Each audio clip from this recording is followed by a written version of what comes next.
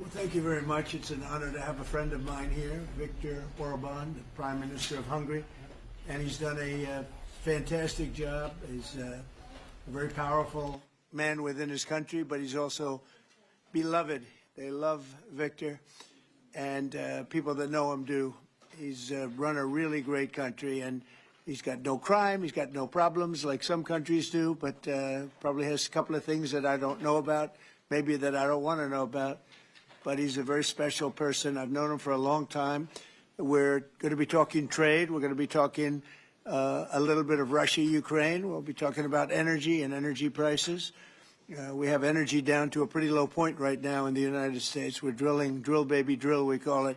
But energy costs are very low. Our general costs are very low. And I just saw that Walmart came out with a statement last night. They've done it for many years, that Thanksgiving this year will cost 25% less than Thanksgiving last year under Sleepy Joe Biden. So that's a big difference. That's a big difference. 25% less Thanksgiving. And I think that's a very good chart. They include everything that you need for Thanksgiving. So it's 25% less this year than it was last year. And that's true. That's emblematic of the rest of prices. Energy prices are way down from what they were last year. Inflation is almost non-existent. We have inflation down to a very low number, whereas Biden, as you know, is the worst inflation in the history of our country. So we're doing very well. We have a shutdown, as you probably know, because the Democrats have gone, they're crazy. They're crazy. But they don't care if they hurt the country. But we've approved it 14 times. We've approved a opening up 14 times, and they keep rejecting it. And I guess maybe they will again. Let's see what happens. They want to have a lot of bad things happen, bad things for our country. We're not going to give $1.5 trillion to people that came into our country illegally. We're not going to do it. To people who came from prisons, they came from mental institutions, drug dealers. They want to give them medical care. $1.5 trillion.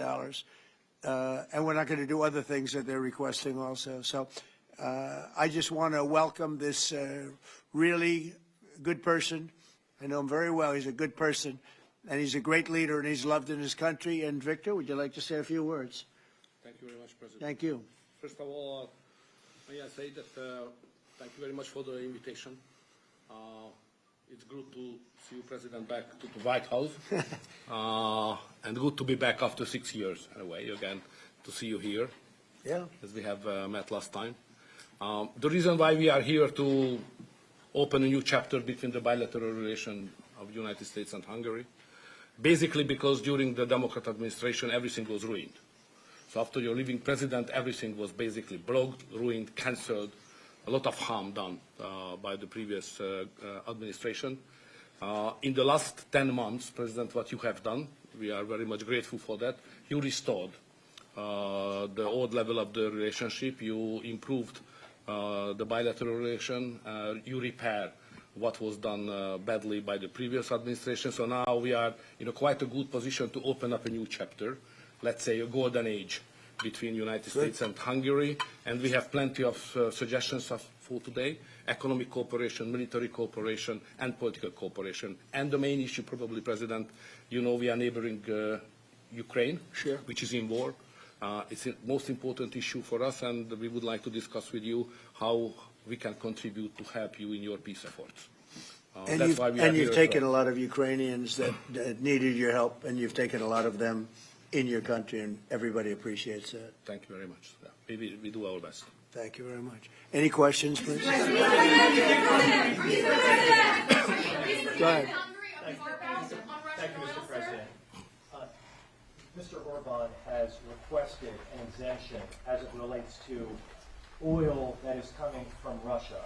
Is that something that you are prepared to do? And may I ask Mr. Orbán a question in regards to that very issue? Sure. We're looking at it because it's very difficult for him to get the oil and gas from other areas. As you know, they don't have the advantage of having sea. It's a great country. It's a big country, but they don't have sea. They don't have the ports. And so they have a difficult problem. There's another country that has that same problem, by the way. But when you look at what's happened with Europe, many of those countries, they don't have those problems, and they buy a lot of oil and gas from Russia. And as they know, I'm very disturbed by that because we're helping them and they're going and buying oil and gas from Russia. So that question could be really asked maybe more accurately if you talked about many European countries, not Hungary necessarily, because Hungary is in a different position. But many European countries are buying oil and gas from Russia, and they have been for years. And I say, what's that all about, right? Thank you. Yeah.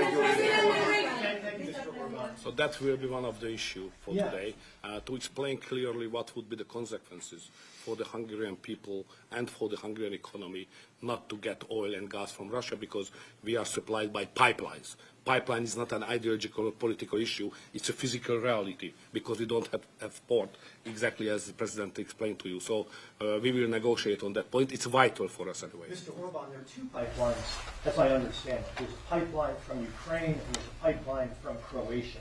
And my understanding is that the pipeline from Croatia can provide all of Hungary's energy needs. As a result, why would you need an exemption if that's the case? So when we discuss that issue, you should separate the gas and the oil. On the gas issue, which is very important for us, 90% of the Hungarian households based on heating system based on gas.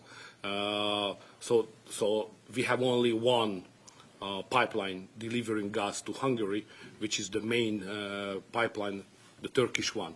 What we got from Croatia is a very small volume supplementary gas pipeline. Okay, that's gas. Oil is another issue. So oil is coming from the Druzhba pipeline, which is the main supply, and that is a Croatian one, which is the secondary and supplementary pipeline.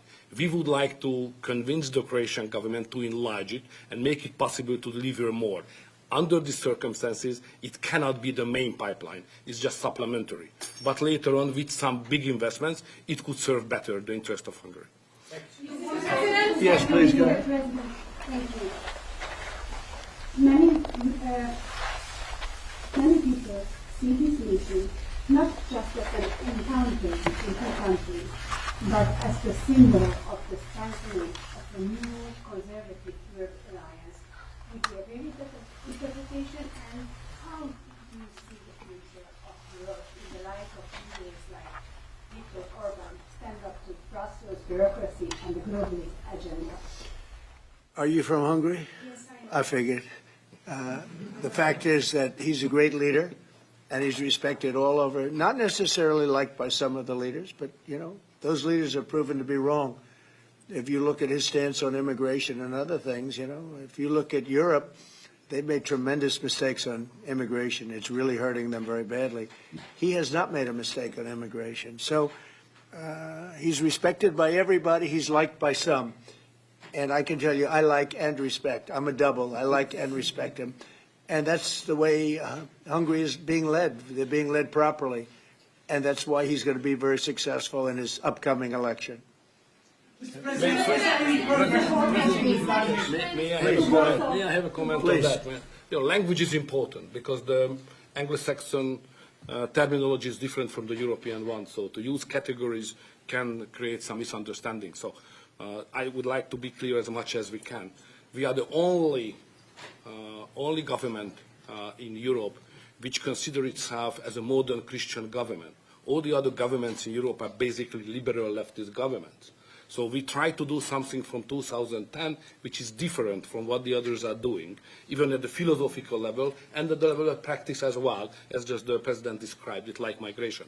So we are kind of a special island of difference in a liberal ocean in Europe, and we consider ourselves as a modern Christian government. That's the proper category to describe what we are doing.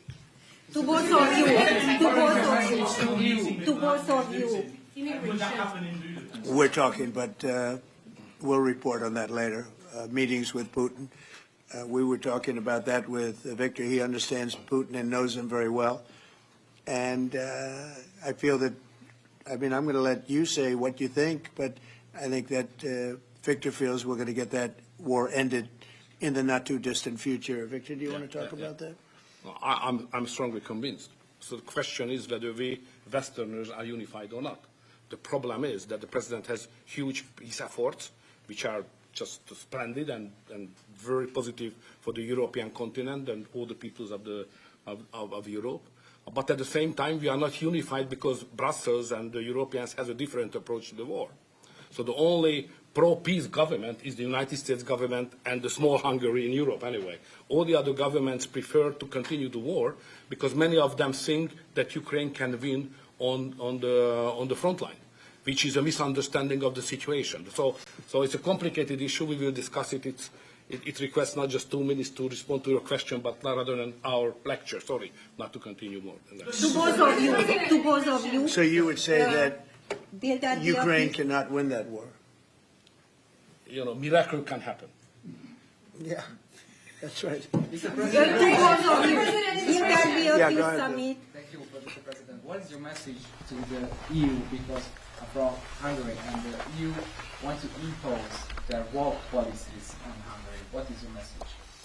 Well, I think they should respect Hungary and respect this leader very, very strongly because he's been right on immigration. Look what's happened to Europe with the immigration. They have people flooding Europe all over the place, and it's hurting it. It's the crime rates are way up. A lot of bad things are happening. His crime rates are very low. They're the same as they always were, which is very little crime because he's kept it the way it should be. Europe, I mean, I don't want to go into individual countries. They're all friends of mine, everyone. As you know, in NATO, they voted to go from 2% to 5%, and, you know, that nobody thought that was possible. And we had just about almost, other than Spain, a unanimous vote. No, I think that I think they respect him a lot. They don't agree with him, but actually, inwardly, I think they probably do agree. He was right on immigration. They were wrong. They are flooding Europe with people from all over the world, and Europe is becoming a different place. And I tell the leaders all the time, you better stop or you're not going to have Europe anymore. It's a very dangerous thing they're doing. May I have a reflection on that? So on migration issue, just for clarification, in Hungary, the number of illegal migration is like that, zero, because we have a crystal clear system. If somebody would like to come to Hungary, first he should ask for that. If you give the permission, they can step in. Nobody can step on the territory of Hungary without having a permission from the Hungarian authorities. This is the regulation, simple, well working. What is the consequence of that? We are under sanctions, financial sanctions of European Union, because we don't let the illegal migrations to come to Hungary and to the European Union as well. So we have to pay, just to inform you, we have to pay every day €1 million as a punishment to the Brazilian budget, because we stopped the migrants. This is the absurd world we are living now in Europe. To both of you. Go ahead, please. Bill? Yes, Thank go you ahead. so much. Thank you. I'd like to ask what do you think, what do you believe after this meeting? Can you have maybe, or the European Union will have another opinion about, just because of this penalty, another opinion about Hungary because of the immigration and because of this kind of politics, which is not that strictly as the European Union directs. What do you believe? Yeah, where are you from? I'm from Hungary. Okay. I do have that conversation with them, and I respect and like them. You know, they're all friends of mine. I think pretty much every single leader in Europe is a friend of mine. We get along really well. They've done everything I've asked them to do with NATO, etc. The only thing they continue to do is buy oil from Russia. That's not too good. But I told them they should respect this man. They can also learn from Victor. Victor has had a very hard stance on, more than anything else, immigration or even illegal immigration. He literally has accepted no one over the years. Think of how much greater these countries would be if they didn't have the tremendous crime that has come in with the immigration. People just flowing into Europe. They've got to stop it. And not only stop it, they have to reverse it. They have to get them out. We've done that here. We have 0 people coming in now. The borders are closed. We take people, but we take them legally. But we've done it very strongly, and we're moving hundreds of thousands, millions of people out. We had, of the 20 million people, 25 million, nobody knows even what the number is. They never knew. Biden had no idea. He had no idea. I don't believe he had any idea what was happening, because he wasn't about open borders.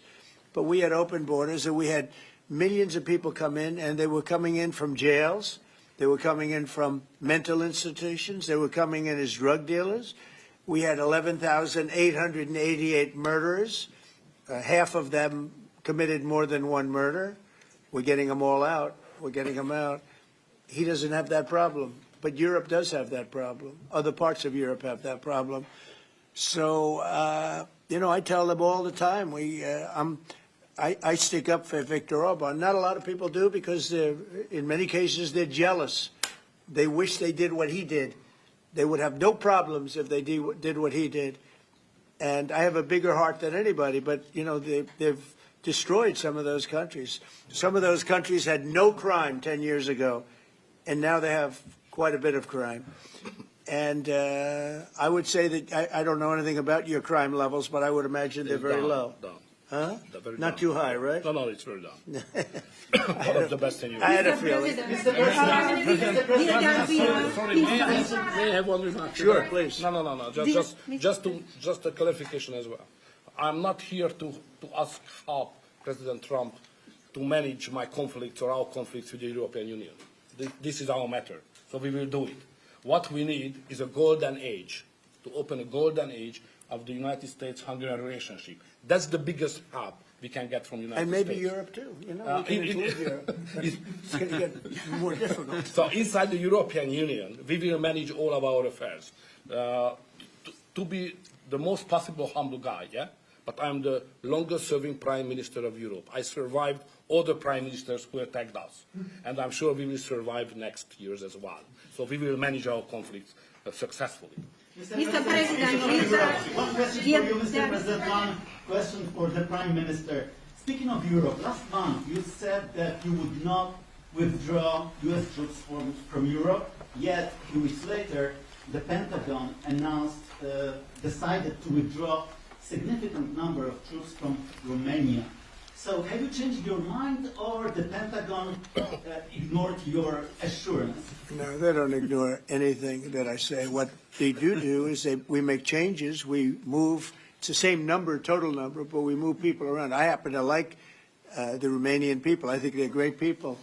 And Pete, you may want to suggest something right there, please. Absolutely. No, nothing was uncoordinated with the White House. It's all part of the view that we have of Europe, and there will remain troops in Romania, but there's some change in how we rotate and how many we rotate. And the relationship with Romania is very good, right? It's very good, and we've coordinated all this with Secretary General Ruta, throughout EUCOM, throughout our allies. Everyone was notified in advance. The relationship with Romania is very good. The relationship with Europe is very good. I disagree with what Europe is doing having to do with immigration, but I agree with them on many other subjects. We just signed the biggest trade deal ever made with Europe, $950 billion. We were able to do it because of tariffs. It was a deal that was good, very good, but we had a very unfair deal. We were treated very badly before I came into office, but we just signed it. It's the single biggest trade deal ever signed. So we have a very good relationship with Europe. Yeah. What is the main dispute with the Russians which prevent the Budapest summit with Putin from The basic dispute is they just don't want to stop yet. And I think they will. I think it's taken a big toll on Russia, a big toll on both countries, obviously, but it's taken a big toll. They're losing 7,000 soldiers a week. That's a big toll. And between the two of them, divided, with Russia losing more soldiers, actually, but they're both losing a lot of people. And that's the primary thing that, with me, it's not economic, it's not money. In fact, we don't spend any money. We send it to NATO. They pay us for our missiles and for our military and everything else. It's not a question of money. It was with Biden. He spent $350 billion. He got nothing for it. The war would have never happened. If I were president, the war would have never happened. I think you would agree with that. This war would never have happened if I were president. It's stupid that it happened. But it did happen. I inherited the war, and I think we're going to get it ended. Not too distant future. Yes, please. So no question that if that time the name of the United States president would have been Donald Trump, there would be no war between Ukraine and Russia. That's clear. But what we are speaking about here is more than that, because without the pressure coming from the United States government, I'm speaking 2022, the Europeans would not take that hard line, what they have today on the war. Remember that big countries of Europe rejected to be involved more than just sending some, humanitarian issues. So the pressure coming from the United States to be more pro-war in Europe. So that's the fact of the history anyway. So we have to restore something which was ruined and created from here, and that's the reason why I understand absolutely the devotion of the president now to do everything to stop the war, because that would be not that deep without the previous government pressure from here. So the reason why I'm here to be as much as helpful I can to contribute to the peace efforts of the president, because that was an enormous mistake what we have done, the Western world several years ago, and we have to stop it, and it's common responsibility. Biden actually pushed for that war to happen. Okay, if you can believe it. Nobody can believe it, but it's one of those things. And now look what happened. Look what's happened to Ukraine. It's a much smaller country. A lot of people are dead. You take a look at it's a whole different world over there, and Russia has not been helped very much by that war either. They lost a tremendous number of soldiers and people. And, look, that war should have been a one-week war. I don't know why it's taken. This is 4 years. Should have been 1 week. Should have been over with, but it would have never started. Should have never started. And I would have solved the problem without giving up anything. Ukraine would have remained as is. So there were tremendous mistakes long before I got there. I inherited that mess, so we're getting it solved, along with the 8 wars that we've already ended. Mr. President, What is America's interest cultivating better relations with the EU leader or not? I think I can do both. I mean, there's no reason why I can't. I get along well with the European nations. We are still a member of the European Union, so it's easy. Yeah, and by the way, he's a member in good standing, I guess, although they penalize him every once in a while. But he's a member in good standing with the European Union, so he's a member. He's a part of it. But I get along great with him. I get along very well with them. I agree with him on immigration much more than I agree with them. But I agree with, a lot of the things in Europe he also agrees with. But he had a difference, I would say, primarily on immigration more than anything else. And I happen to think he was right, because their whole fabric has changed. I mean, you go to some of the countries, they're unrecognizable now because of what they've done. And Hungary is very recognizable. Yes, ma'am. Mr. President. yes, Mr. President, will there be a peaceful meeting in Budapest still this year? What do you think? You mean a meeting with President Putin? Yes. You mean in Hungary? Well, I'd like to keep it in Hungary, in Budapest. That meeting, it turned out I didn't want to do that meeting because I didn't think anything was going to be happening of significance. But if we have it, I'd like to do it in Budapest. Yeah, it'd be good. Mr. President, you said many times to support Viktor Orban. Why is it important to win the next election, for example, for the United States, Hungary, and also Europe? Why is it important? Well, I don't know his opponent. I don't know if he has an opponent yet. At some point he will, I guess. We always have opponents, always. right? Not much of an opponent. But I'll be supportive of him. He's done a fantastic job. We've had a great relationship. The United States, look, we had a country that had no leader. It had an auto pen, illegal auto pen, totally illegal. And that's coming out stronger and stronger. But we had no leader in the United States. I mean, Hungary, as an example, had no relationship with the United States, even though we do, billions of dollars in trade with Hungary. Hungary's a big country economically. We do, billions of dollars in trade with Hungary. Why would they give that up? And they gave up so much else. Look, they gave up everything. This country was poorly run. I think if I didn't win the election, we might not have a country, if you want to know the truth, not a recognizable country. But our relationship was immediately good as soon as I won the election, because Victor's one of the people that's highly respected, and we had a great relationship with Hungary. We do again. That was an easy one. Yeah. Do you and Prime Minister Orban agree on ways to put pressure on President Putin to come to the negotiating table to end the war in Ukraine? I think we agree that the war is going to end. Sometimes people have to fight it out a little bit longer, but I think we agree that the war is going to end in the not-too-distant future. You want to talk about that, Victor? I have some ideas, and I will I will present it to the President. How to stop it. Mr. Prime Minister, Mr. President, since you brought up the Walmart Thanksgiving meal, Yeah. and it is cheaper, but it also contains less. As a portability, Well, I haven't heard that. You're telling me. Who are you with? Who are you with? I'm with NBC News, sir. Fake news. NBC. You're fake news. What a NBC's gone down the tubes along with most of the rest of them. If I ask, why do you think there's such a disconnect between the economy that you're describing day to day and the way many Americans say they are feeling and they're concerned about? Well, they feel better about our country right now, other than the shutdown, obviously, which is caused by the Democrats, could be ended by the Democrats in 2 minutes. They feel much better. We have more jobs. We just set a record on jobs. You do know that. We have more investment in our country than any country in history. We're over $18 trillion as of this moment, and we're going to be maybe at 20 or 21 trillion by the time I finish up my first year. And there's been no country, China, no country in the world that's done anywhere even close to that number. Your friend Biden, as an example, in 4 years was less than $1 trillion. We'll be at 21 trillion in 1 year. So there's no country that was even close to that, and our country was a laughingstock all over the world. We have more jobs, we have more potential than any other country, and frankly, we're the hottest country right now. Victor said to me before, we're the hottest country anywhere in the world. Think of it. We'll have $21 trillion invested. We have auto plants pouring back in. We have AI pouring back in. We're leading China in AI by a lot.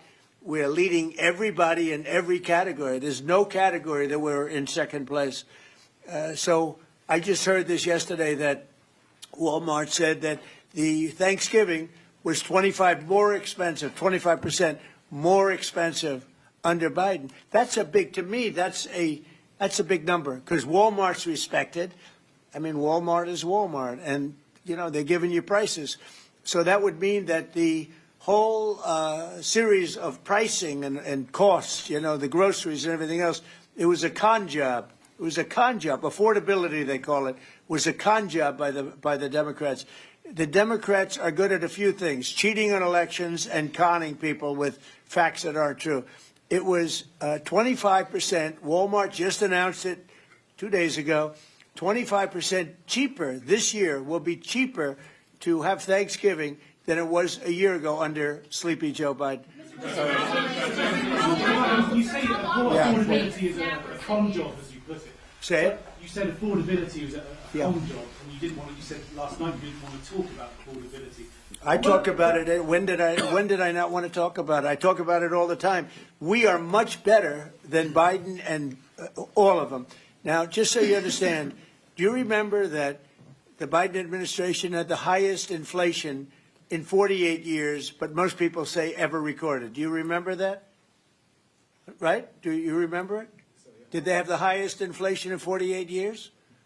Did they? Just answer me the question. You know the answer. The answer is yes. They had the worst inflation in 48 years. We have almost no inflation. We're down now to 2%, and we'll be at maybe 1%. You want to always stay above 1%, actually. You want a little tiny bit of inflation. We're at a perfect number. They were at the highest level in recorded history, okay?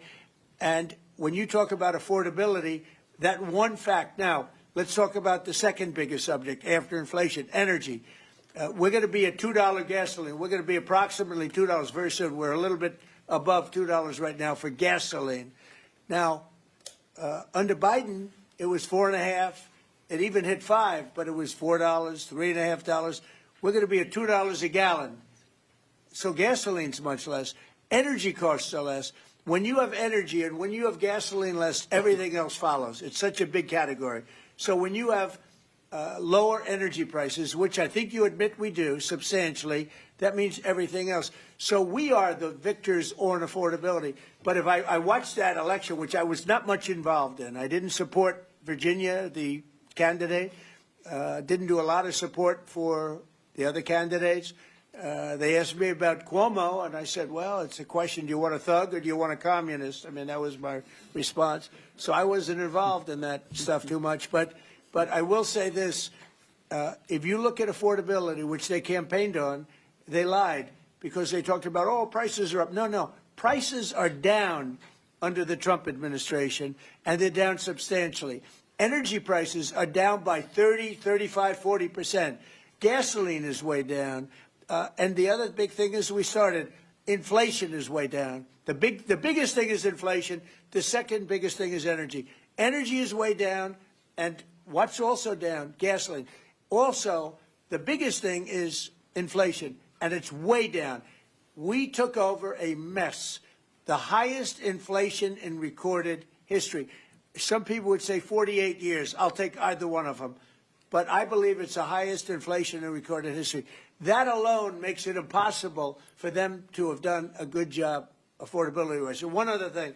When I came into office, Victor, 2 days into office, they were screaming at me about the cost of eggs. I was there for 2 days. Eggs had quadrupled.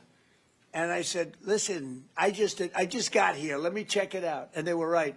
Eggs had gone up by 3-4 times. Within a period of a few months, we had eggs down to a normal cost. We did a great job on groceries and affordability. The only problem is the fake news. You people don't want to report it. And, in fact, I'd like to ask Caroline. Where's Caroline? I'd like to ask Caroline a question. Where is she? Did she? Uh-oh. She deserted us. She deserted me. Our great Caroline superstar deserted me. Anyway, she's right outside.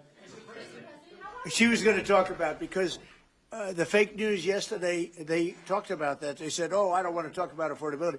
The reason I don't want to talk about affordability is because everybody knows that it's far less expensive under Trump than it was under Sleepy Joe Biden. And the prices are way down. Caroline? Yes, sir. Could you discuss that question that was asked, and how it was asked in such a fake, disgusting manner by the fake news? Yeah, and I just saw it asked again here, and it's very unfortunate that the reporters in this room refused to address, sir, what you just said, which is that you inherited the worst inflation crisis in modern American history, and you are fixing it in 10 short months. And your entire administration has been tasked with this effort, from Treasury Department to Agriculture Department to the National Economic Council right here at the White House. They are slashing regulation. He signed the largest middle-class tax cut in 6 months. In 6 months, in record time, putting more money back into your people's pockets. So affordability is what the American people elected this president to do, and he is doing it, and you guys refuse to cover it. And you refuse to cover that the previous administration created the worst unaffordability crisis in American history. And I've been watching the TV all day saying that he doesn't want to talk about affordability. That's what he's working on every day. And that's what I'm talking about right now. But you know why they refuse to cover it? Can I get because they're her for fake someone? news. That's why. Go ahead. Can I get her someone? Sure. Caroline, the Prime Minister would like you to work for him in Hungary. Please consider. You know what? That's a very good decision you just made. Please don't leave us, Caroline. Yeah, please. You spoke to Republican senators. They do not seem interested right now in getting rid of this filibuster. That's too bad. They're making a big mistake. That's right. No, but they're coming my way. You're right. Wait a minute. The way to do it for the Republicans is to terminate the filibuster. They call it the nuclear option. This is the second form of nuclear. Very good, very good. This is a good form. This is not a bad form. I would have been in favor of that a long time ago. But you know the Democrats are going to do that. And most of you will admit the Democrats are going to do that. So why aren't we doing it? And I think only a foolish person would be against that, especially when you realize that these are crazed people. These people are absolutely crazed, Trump derangement syndrome, whatever it may be. And I am totally in favor of terminating the filibuster, and we would be back to work within 10 minutes after that vote took place, and lots of other good things would happen. And it doesn't make any sense that a Republican would not want to do that. If they're not going to do that, then it seems like you'd have to make a deal with Democrats to end the shutdown. Here's some of the things that we'd pass if we terminated the filibuster. Voter ID, no mail-in voting, no cash bail, no men and women's sports, no welfare for illegals. You could go on and on. This is 2 pages of things we'd do if you did that. Without it, I don't know that you passed anything, because you can't deal with them. They're really irrational. They really are. But I was happy to see that a tremendous liability to this country, a woman that made herself rich in this country, Nancy Pelosi, has quit.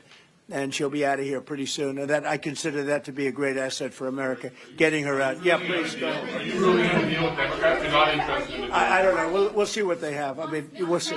But they're very destructive for the country. NBC, fake news. I'm not taking you. Go ahead. Are you worried about it backfiring in the future on Republicans? Should they get rid of the filibuster and then down the road? Well, normally I would say, well, a little bit. But the reason that I'm not is because if they ever took over power, they'll do it. Look, Joe Manchin and Sinema are two people that are no longer in politics because of this issue. They were opposed to what the Democrats wanted to do. They wanted to terminate the filibuster. They were opposed to it. They're no longer in politics. They're gone. The Democrats will do this. So if the Democrats are going to do it, I'm saying Republicans should do it before they get a chance. It's very simple. And if we do it, we will never lose the midterms, and we will never lose the general election, because we will have produced so many different things for our people, for the country, that it would be impossible to lose an election. Are you worried about an AI bubble? No, I love AI. I think it's going to be very helpful. So many things are happening with it, and in addition to which, we're leading China, we're leading the world in AI. We're building massive electric plants that the companies themselves are building for their plant. I've given them the right, because we need so much electricity for that. Just the word is electricity, believe it or not. Double the electricity that we currently have in the country for just the AI plants. And I've allowed those companies to rebuild and build electric plants along with their facility. We're getting approvals done in less than a month, sometimes in 2 weeks, for massive, beautiful, massive buildings. And no, I'm totally in favor of it. I think it's really going to be the wave of the future, and we're leading the world. We're leading everybody by a lot. How long do you think the shutdown will last? Mr. President, how long do you think the shutdown will last? I don't know. It's up to the Democrats. We voted, the Republicans have voted 14 times to open up the country, and the Democrats have voted 14 times to hurt the country, really. They should approve it, but they might not. That's why I like the fact that we terminate the filibuster. If we terminate the filibuster, the country will be open within 10 minutes after that termination, because we'll take a second vote, which is the opening of the country, and the Republicans will vote to open the country. That's one of the reasons, not the major reason, by the way. I think it's less important than the other things that we get. But if we terminate the filibuster, the second vote that we will take will be to open up the country. It'll take 10 minutes, and the country will be open. Is there any room for bipartisanship? Because it seems like that's the main purpose of the filibuster, is to create some sort of compromise. So Well, it didn't work, obviously. So You're right. That was the purpose of the filibuster, bipartisanship, but that didn't work. So are you saying the next 3 years in Washington there shouldn't be? Well, no. If the filibuster is terminated, we will have the most productive 3 years in the history of our country. If the filibuster is not terminated, then we will be in a slog with the Democrats, and very little for either party will be done. So it's a good thing. Thank you very much, everybody. Thank you very much.